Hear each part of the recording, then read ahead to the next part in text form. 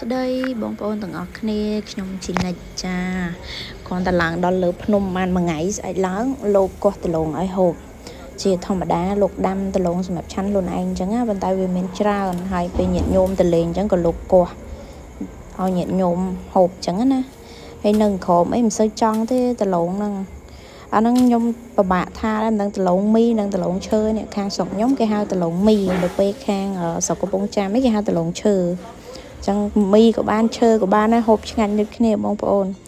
ហើយយោមានជាតិដាំនៅលើភ្នំអញ្ចឹងបងប្អូនកន្លែងកុដលោកនេះគឺនៅលើភ្នំត្បៃមានជ័យបងប្អូនខេត្តព្រះវិហារហើយខ្ញុំឡើងដល់លើនេះពេលម្សិលមិញហ្នឹងឡើងទៅដល់គឺយប់ជ្រៅតម្រាំស្អែកឡើងមិនបានហូបដលងអូជាតិនៅក្រមអីមិនសូវចង់ទេតែឡើងដល់លើភ្នំហ្នឹងដលងក៏ឆ្ងាញ់ស្អីក៏ឆ្ងាញ់ដែរបងប្អូនហើយយើងស្រស់ស្រាយដូចថាយើងបាត់ stress បាត់អីអស់ទៅដល់ពេលទៅហូបតែដលងហ្នឹងក៏ឆ្ងាញ់លេខ1ដែរពេលយើងឡើងទៅដល់លើភ្នំគឺអត់មានសេវាអ៊ីនធឺណិតទេណាបងប្អូន